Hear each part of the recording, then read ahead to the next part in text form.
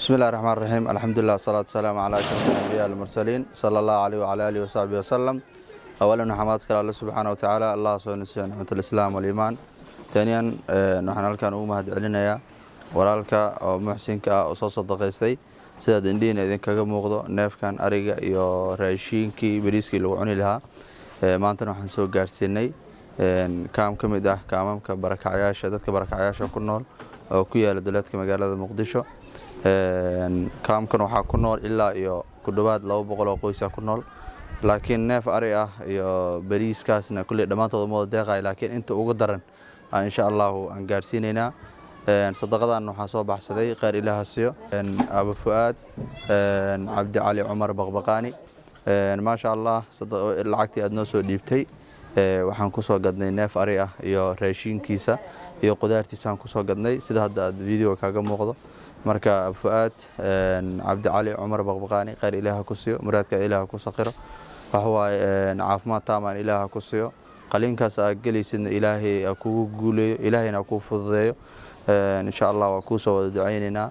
maanta waxaa ka farxisay dad badan oo masaakiin ah oo danyar ah oo qaxooti ah.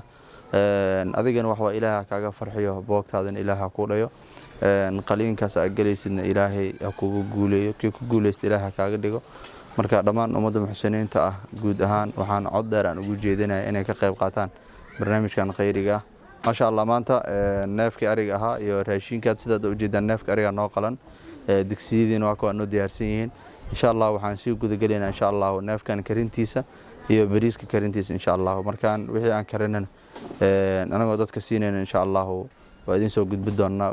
kaamkan waxaa ku nool dad aan maanta aan awoodin inuu dabkooda oo shidmo oo aysan shidi karin, qaar oo dadka dariska wixii u keenaan iska cuno, marar qaarna wax waayo gaajo iskaga seexdo, ilmaha hadii wax ay u helaan wax waa iska seexdo. kaamna qofkii Soomaali joogo dareemi karo, dadkan masaakiinta kaamleyda dhibka haysto qofkaas dareemi karo, qof maqan waxba ma dareemi karo. marka insha Allah anagana dadku ugu daran insha Allah aan sii doonaa oo raashinkan iyo hilibkan aan gadoosiin doonaa insha Allah. marka السلام عليكم ورحمة الله وبركاته. بسم الله الرحمن الرحيم. sidaan hore aan idinku sheegay waxaan joognaa kaam kamid ah kaamamka ku yaala duleedka magaalada Muqdisho oo ay ku nool yihiin ku dhawaad 200 oo qoys ah. kulli hadda waxaa noo soo degay hilibkii noo soo degay, haddana waxaa dibka noo saaran goordhow soo degi doono bariiska soo degi doono oo soo sadaqaystay mid kamid ah muxsiniinta ku nool dalka Ingiriiska qaasatan London. Fuad Cabdi Cali Umar Baqbaqani.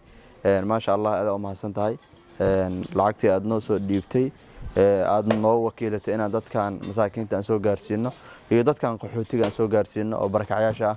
waa ka kale insha Allah hilibkii haday noo saarnaa uu noo degay, haddana waxaa soo goordhow soo degi doona insha Allah bariiskii. waxaan kadib aan gali doonaa qaybintii bariiska meesha saaranna waa 50 kiilo waa 50 kiilo oo hal looro bariis ah insha Allah goordhowna soo deji doonaa waana sii doonaa dadkii aan u qaybi doonaa insha Allah. Assalaamu calaykum waraxmatullaahi.